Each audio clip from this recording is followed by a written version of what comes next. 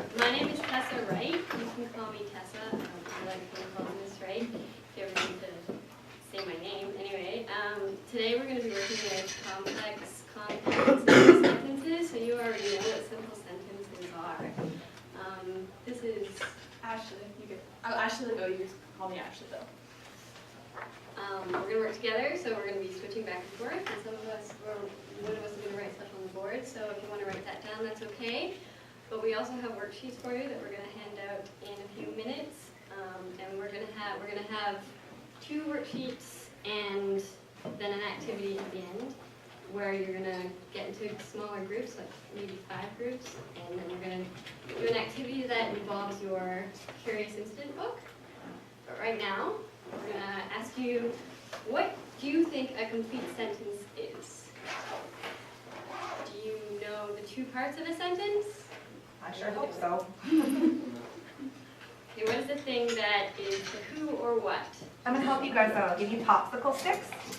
And then that way, if nobody raises their hand, I'm gonna take the name of the popsicle. not gonna happen. I There you did go. before. So if nobody raises their hand, you can pick Yeah. me. Subject. No thing. Thank you. Okay, so what's an example of subject?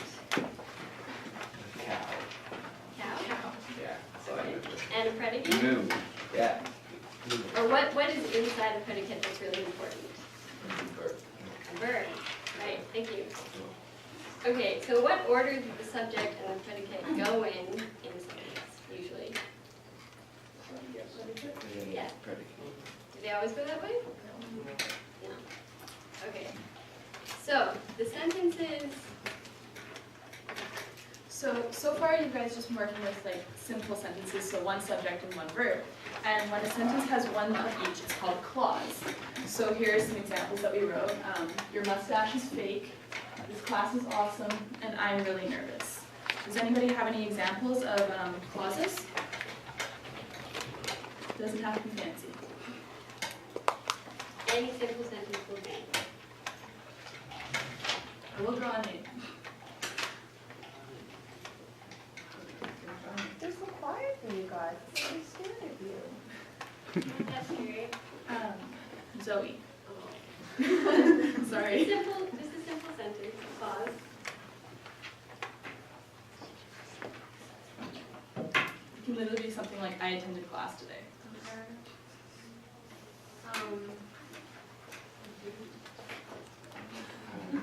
Sure. Alright, and then so there's also parts of sentences that are called phrases. And phrases are a group of related words which are missing a subject or a predicate. And so they're called fragments. And so on Word, if you're writing a sentence and it's a fragment, it'll show up with a little green line underneath, and then Word will tell you to correct it. And so we wrote some examples of phrases. So we have sinking like a stone, picking his nose, and really high up in the sky. So, does anybody have an example? It just has to be an incomplete sentence.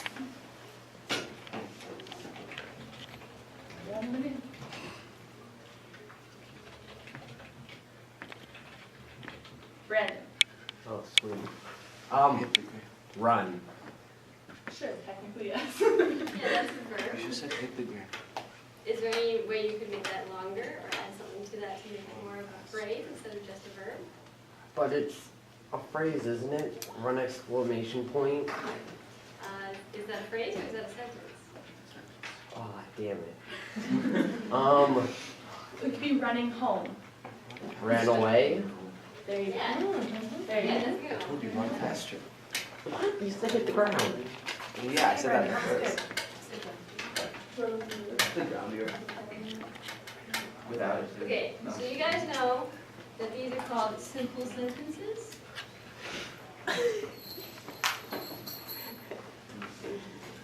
No, I don't.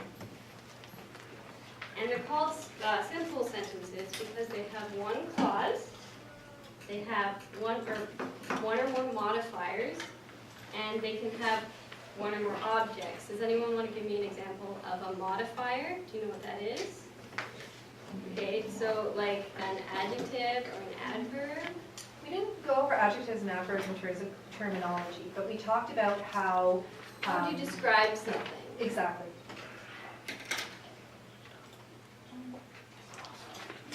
Or or like adding extra information. I have a Two. sentence here. Hmm. Okay. Yeah.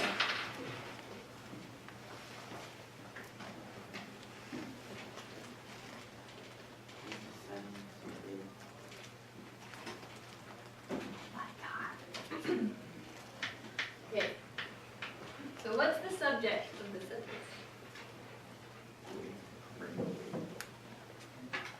Is it I? And what's the verb?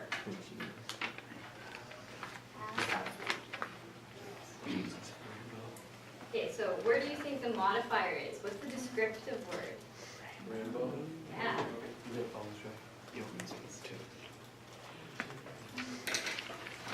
And what do you guys think wig is? Is it another subject?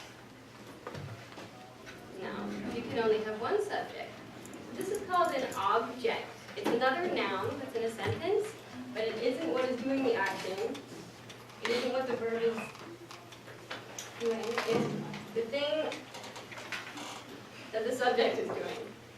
It's another noun in the sentence. Okay. So, simple sentences are also called independent clauses.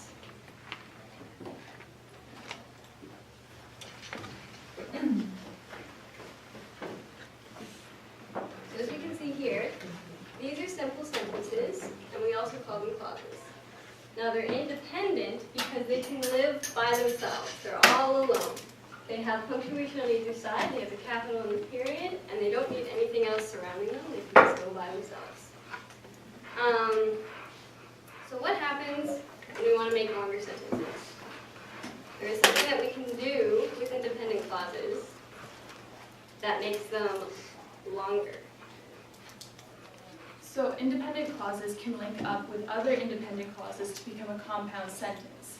So when something is compounded, it means you're putting two or more things together. So the analogy that we came up with is like two people holding hands. They're perfectly good people separately, but when they hold hands, it works well together. And how does this usually work? You use the fan voice, which is for and nor, but, or, yet, so. And then they are words that you, like they're conjunctions that you put in between independent clauses to connect them. And we have a worksheet with this. So, can I try to get his attention again for a second? Okay, so with the conjunctions, you can put the sentences together, right? But you can also use a semicolon. And so on your pages, there should be some examples that we have. So like, I like that cheese, but it smells like feet. We could do this, or we could do that. The fish was raw, it was delicious. So those are examples, and the two of them have a fan voice word, and then one of them has a semicolon. So it can seem easier to use the semicolon, but you have to be really careful with it, because in order to use a semicolon to join two independent clauses, they have to agree with each other. So say if you took the sentence, I like that cheese, if you put a semicolon instead of but, and you said, I like that cheese, it smells like feet, it would mean you like the cheese because it smells like feet. So you gotta be careful with the semicolons. Okay, so you guys can do your worksheets. You just have to use the clauses provided to make your own compound sentence by adding the fan voice conjunction. So we'll give you like 5 minutes for that. If you need more time, let us know. Okay. So it looks like most people are done and are mostly done at least the first sentence. So if you want to keep those flipped over to that front page. What was the first sentence that one of you wrote? Does anyone want to offer their new sentence, new compound sentence?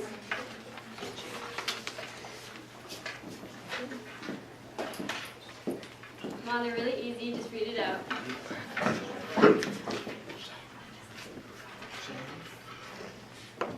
Yep, I like Chinese food, comma, I also like Thai food. great, that's a good one. Okay, now what about, did anyone have anything different than that for the Well, first after sentence? the comma, I put fun. Okay. But That one works too. You know, they can be different depending on what you add in between them. So don't forget that the fan voice can change that it makes it different based on what you want to say. Does anyone have anything different than that? No? Okay, what about the second sentence? Someone different this time? Want to read out their second sentence? Okay. Michael, What? would you like to read out your second sentence, please?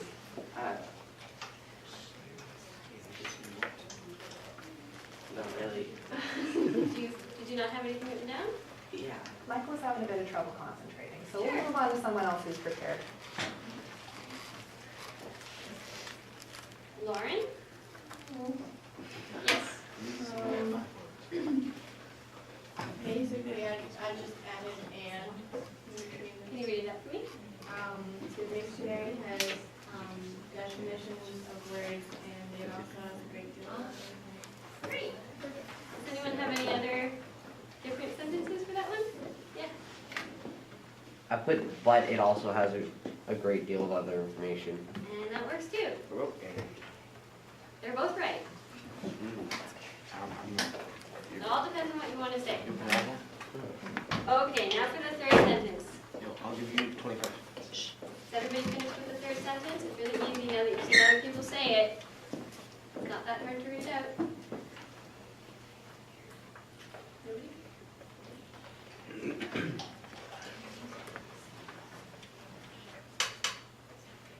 Whoever that is lucky because I can't read it. Can you read it? Okay. Only my name, so I have to do it. Shan? Sorry if I mispronounced. I'm sorry. It's Sean, but it's cool. Okay, We all call. I'm sorry. I just didn't know. That's how I it's just supposed said to I be. never get pulled. What's your third sentence? We on the third one. Yeah. The phone of mine. My phone has not reading, so I have to pay attention. Great. Does anyone have anything different than that? No? Okay. So, now that you guys know how to make compound sentences using the fanboys, and you have the worksheets now, so now you always have fanboys with you in case you need to remember. You can also make independent clauses into an interesting new type of clause called the dependent clause, with just the addition of a word or two. Okay, so we remember that independent clauses are called independent. Why? Why are they called independent clauses? Does everyone remember that?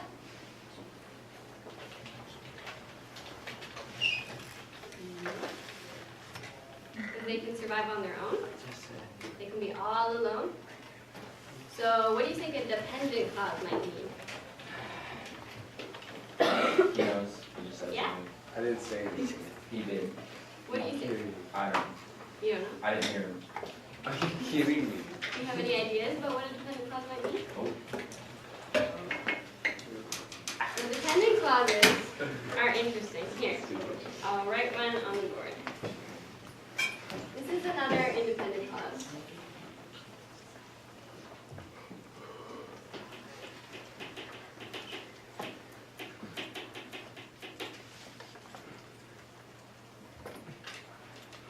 So this makes sense, right?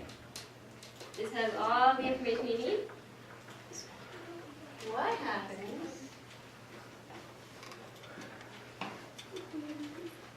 if I add that? Does that still make sense?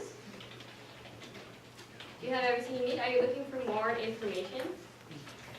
That is a dependent clause because it depends on more information that you're going to give with more of the sentence. The thing about dependent clauses is that they rely on an independent clause to give more information. So what do you think you would add to this? Although I didn't attend the party,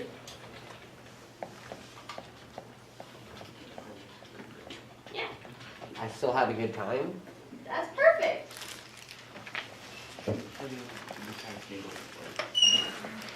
Or maybe put up on it and beer, skateboard or something like that. Skateboard. So this has all the information you need. Although I didn't attend the party, I still had a good You time. look like a skater. Yeah. Yeah, you look hip. Yeah, now we're at it. Hi, you guys, we're still talking. We had Attendance clauses begin with something called an alluvius conjunction. Lubis. Yeah, I'm glad you brought that up. Excellent. They're also called subordinating conjunctions. That is what this is. Now, you guys can all flip your papers around, if you haven't already. There's a little chart on the bottom of the page. Those are all the alluvius conjunctions. Now, don't be afraid. Even though it looks like there's a huge long list, you'll get used to them really quickly because you realize that the sentences that start with alluvius aren't finished. They're dependent. So as long as you can cover the rest of the sentence and it doesn't make sense, then it's dependent. Now, there is another activity that we'd like you to complete using the instructions on the back of the worksheet. If you want to take a few minutes to do that, that would be great. So what you have to do on the worksheet, please, is take a look at the sentences we provided. They're numbered 1, 2, and 3.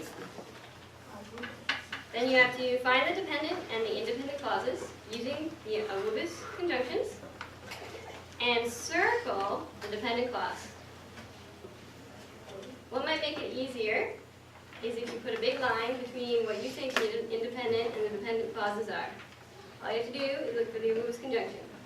So take 5 minutes to do that, and we will ask you guys to So, you guys understand what the dependent clauses are now, right? Or do you need me to go over that again really quick?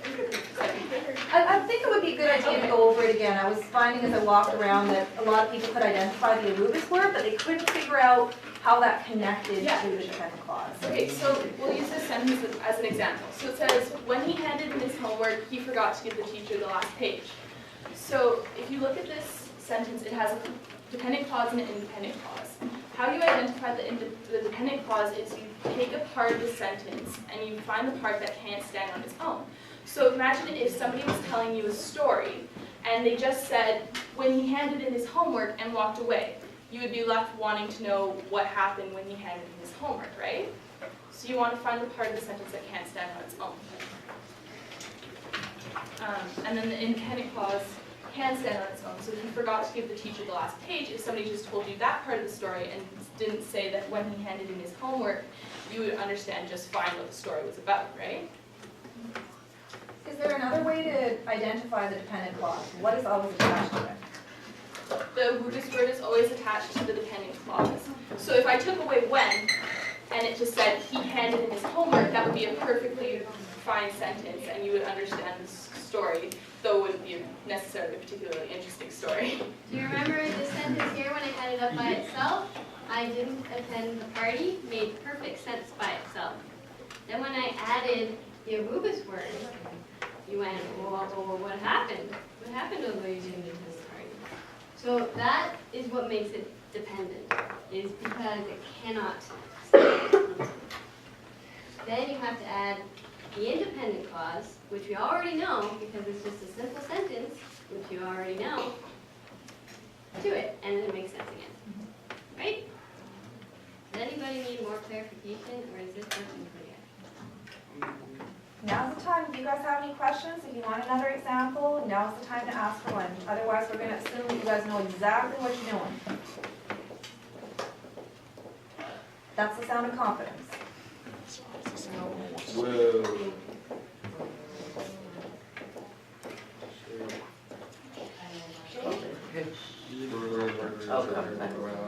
So these are called complex sentences. So you learned something. Now you know compound, complex, and simple sentences. So we have one more activity. Oh, right. We haven't gone over the worksheet. So who wants to give us the first answer to the worksheet first question? Underline as soon as I get the money. You circle. As soon as I get the money. You So what is that? What is that called? As That's right. So what's the Amoebis part of that sentence? As soon as I. Oh, sorry. As soon as I. As soon as, that's perfect, way to go. Okay, number 2, who wants to tell me the dependent clause?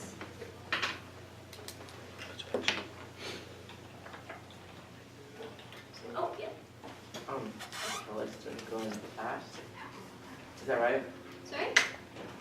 Until I started going fast. Yep, that's perfect. Great. So what is the Amoebis word? Until. Yeah, great. Okay, so number 3. Anyone want to tell me the dependent clause in number 3?